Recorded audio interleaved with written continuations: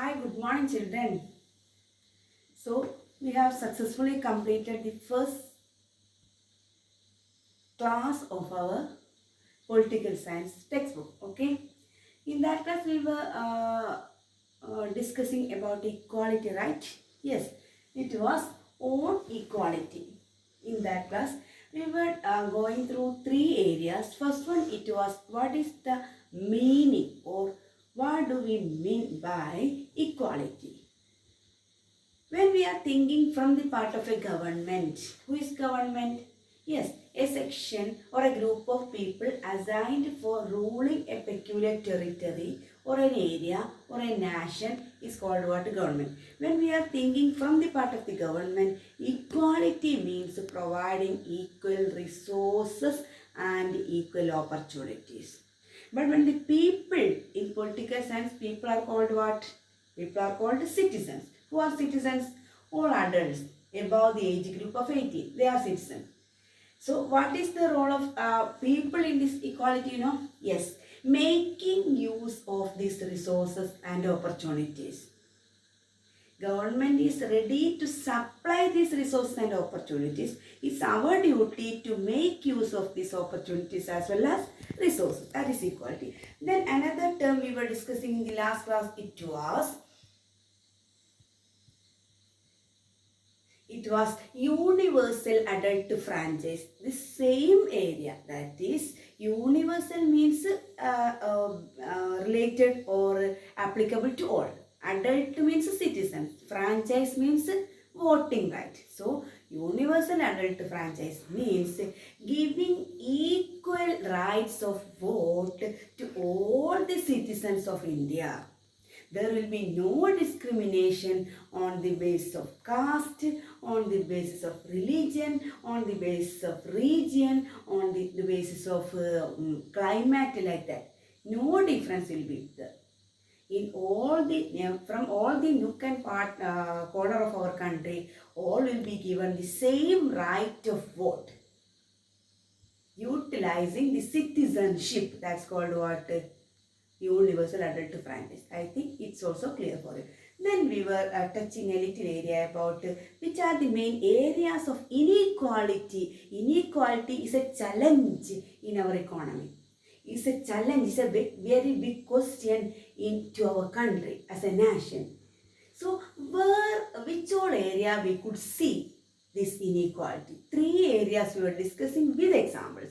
First one, it was caste system. This caste system, we were going through the story of Om Prakash Valmiki coming from a lower strata of community, and this very little boy was sentenced or suppressed by his teachers. Even the teachers, means highly educated ones, were asking this child to do even the cheapest work in the school. What was the crime? What was the fault this boy was doing? It was simply he was born in a lower strata of society, a Dalit community. That is not a crime. It's not a fault. Yet these teachers were asking the boy to do so because he was coming from a lower class. That is the bitter experience of Om Prakash Valmiki, and he was explaining his bitter experience, we know, in which book? What was autobiography? Yes, it is Jude. And next one, it is religious difference, religious discrimination. It was depicted in the story of Mr. and Mrs. Ansari. That means Mr. and Mrs. Ansari belongs to which community, which religious believer? Yes, sure, it is Muslim community. But the Hindu owner, the rich lady belongs to the Hindu caste. She was not ready to give her apartment, to give the lodge, to give this flat to this both. To whom this Mr. and Mrs. Ansari. Why? Because they belongs to Muslims. So that lady doesn't like or she hate which class? Muslim. So in such areas also we could see inequality in India. Some Muslims are also like that. They are not ready to love Hindus and other class of society. So that is also clear. And another one, it is, we were telling about this wealth differences or economic inequality. That's also clear, I think. It was clear, or it could be understood with the story of Kanta Devi. Kanta Devi was a domestic worker, and she was going to the nearby rich ladies or rich gentleman's house for doing cleaning works, cooking works, etc. And she was getting a very low remuneration. By this very low wage, she was not able to face or confront what her day-to-day experience, and she was suffering. Why she was suffering? No, because she has no money. Money was the problem. So these are the areas of inequality. Everything will be maybe clear for you, I think. Okay. Next day, today we can go to another area, that is dignity. What is dignity? You know, when people are discriminated, when people are ill-treated on the basis of caste or religion or language or any other type of discrimination, their dignity is being questioned. So that is called what? Dignity. Each and every citizen in India has their own dignity. How it can be recognized now? For example, I am belonging to Muslim community. When a Hindu believer is not ready to respect my beliefs, or he is humiliating me, or she is humiliating me, my dignity is being questioned. And on the contrary, belonging to the Muslim community, when I hate or when I humiliate a Hindu brother or sister, their dignity is questioned by me. This is not allowable in a democratic country like India. What is democracy? Yes, it is the rule of the people. It is the rule by the people. Democracy is the rule for the people. In such a valuable ideological country, dignity should be recognized. Dignity should not be questioned. Or each and every occupation has to have their own dignity, and each and every citizen will have their own dignity. It is our duty to respect others. When we are respecting only us people, that is selfish. There will not be any dignity. But in respecting ourselves together with respecting others' values, that's called what? Dignity. And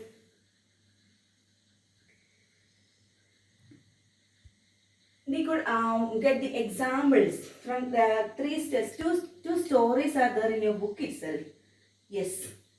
One is Valmiki's case, one is Ansari's case, and one I will introduce today. Are you ready? Are you ready to hear a story now? Okay. You might have heard of that Indian Constitution, a very big document in which rules and laws of our country, how India could be ruled, how India can be ruled.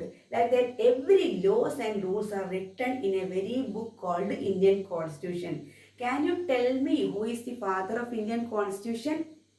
Yes, it is Dr. Bhimrao Ramji Ambedkar. This Bhimrao Ramji Ambedkar story we are going to introduce today. Are you ready? Are you interested? Happy? Okay. Bhimrao Ramji Ambedkar, he was actually belonging to a Dalit community. You know what is Dalit community? In Hindu community itself, some were treated as higher caste and some were treated as low caste. And this Ambedkar also was belonging to a very weak community or lower side of society. They were not rich and they were treated by the upper class as inferiors. Okay? And one day, this boy, I think he was at that time 12 years old. Yes, 12 years old. When he was going to a shop, a nearby shop, what type of shop? Barber shop. Why do people go to barber shop? For cutting hair. He wants to cut his hair. He was entering to the shop and facing that shop owner, that barber. He asked that man, "Can you please cut my hair from here?" He told, "Sure, I will." And by thinking for a while, he was asking the boy, which community do you belong to? What is the name of your community? Then he daringly says that I am coming from Meher caste. That's the experience of whom? Ambedkar. The boy tells that I am coming from Meher community with a little proud. But hearing this answer, which answer? What a cheap boy is this? How dare he come to my shop for cutting his hair? Because, what is the crime? Because this boy is belonging to the Meher class. And the shopkeeper or barber says that, I will not cut your hair from my shop. If you are belonging to a high class community, there will be no issues. But here is an issue because you belong to Meher community. I am not ready. I will be ready to cut the hair of a buffalo in spite. But I will not cut your hair. This was a very bitter experience, a sad experience from the part of this Ambedkar. Then what happened? No, this boy was feeling humiliated. He took an oath. What oath? You know, I will fight against this injustice. When I become older or when I become an adult, I will fight against this injustice. What is injustice? This boy is being humiliated or ill-treated on the basis of what? Caste. So these are the questions of what? Dignity. When that, if the barber was ready to give a little respect to that boy, there will not be any issue of dignity. Okay? So that is Indian Constitution. Also, we were touching this area with the Indian Constitution also. So, what are the provisions in Indian Constitution to fight against inequality? We know that here the main problem is inequality. Everywhere inequality is seen. In a democratic country, there should not be any inequality or discrimination. But everywhere we could see what? Inequality. So, what do Indian Constitution says in this regard? There are 3 provisions. First one, it is all are equal before law. What is the first provision? All are equal before law. This is told or this is typical in which book, you know? Indian Constitution.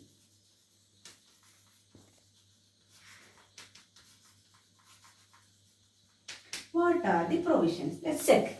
First one, all are equal. All are equal before law.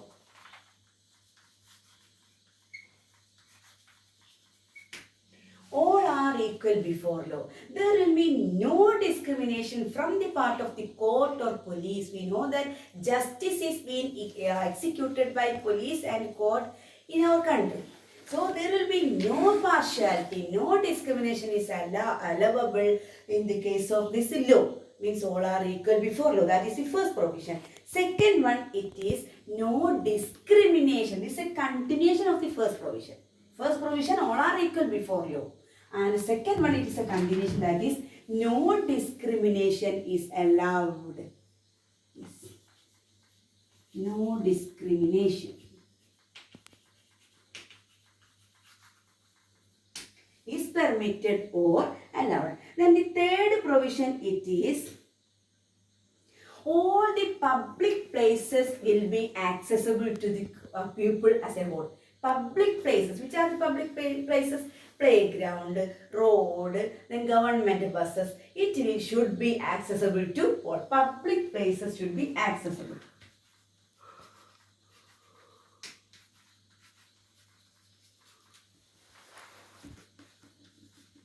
Accessible means can be utilized. For example, if there is a government bus is running, only high class people will be allowed to travel through this bus. What will happen? There arises what problem? Dignity or inequality. So these are the 3 provisions which provides Indian Constitution provides to fight against inequality. Which are they? First one, these are 3 continuation also. Okay, first one, it is all are equal before law. Second one, no discrimination is allowed. And last one, public places such as ground or police station, this will be accessible to all without any inequality, without any discrimination. Okay, now let's move to another area. How this can be enacted? These are the provisions of Indian Constitution. How can we enact these provisions? This can be executed or enacted by two policies. One, it is law, by law or rule, act. How can we enact it? Means, what is the meaning of enact? Means execute or put into practice. These are the laws, or these are the rules provided by Indian Constitution. How can we enact it? It can be enacted by two policies. One is through law. You might have heard of this act or law. Laws are passed in Indian Parliament. There are many steps are there. Many phases are there for passing a law. So when a law is enacted, there will be no questioning. All will be entitled to obey that law. That is, through law we can enact these provisions given by Indian Constitution. Another one, it is very important, public programs or schemes. Certain peculiar schemes are also can be practiced by the government. Schemes or programs, or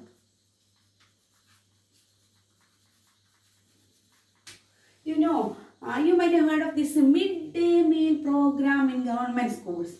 You may know that. In midday, that means in the lunch time, this food is free. Food is supplied to all the people. What will be the benefit of that policy? You might have heard of that. The boys and girls who are going to government schools, especially in elementary school, primary school, they should not be asked by the parents or teachers to bring lunch. Lunch will be provided from the school. Why? Because all the children in a school will not be coming from same type of family ground.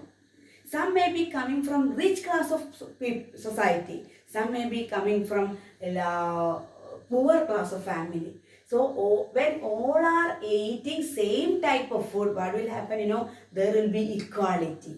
All are eating same type of food. And another one, some boys and girls or some students will not be attending the school because they are facing a problem of poverty or hunger. So when we are hungry, we will not be ready to learn anything. We will not be ready to study anything. So to increase the attendance, what is needed? Midday program is needed. This is very important. Midday meal program. Midday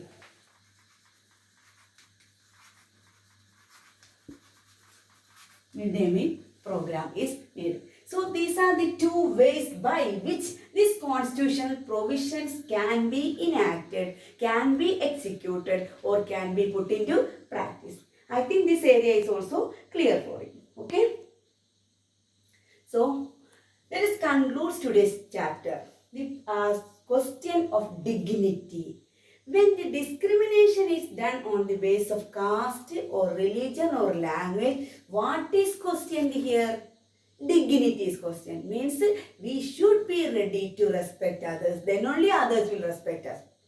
Give respect and take respect. And another one, it is Ambedkar's case, means which are the areas. And next one, we were touching about Indian constitutional provisions. 3 provisions are there in Indian Constitution to fight against inequality or discrimination. First one, all are equal before law. Second one, no discrimination is allowed. And third one, public places will be accessible to all. Can be used by anyone without any partiality. And how this can be put into practice? How this can be executed? How? Through 2 ways. First one, it is law. Means when a law is passed, when one man or one citizen is found to be violating that law, he will be punished by police or court. We know that. And second one, it is schemes. Special schemes are there. For example, this ration shops, etc. No? Yes, many schemes are coming nowadays also. And one important scheme related with the children or students are, one example is midday meal program. Midday meal program is providing food for all in the school without any partiality. It will give way to increase attendance. Those children who could not come to school because of the lack of money, because of hunger, they can also attend school. So I think everything is clear for you. In case of any more doubts, you can ask me through my contact number. So thank you so much. Bye.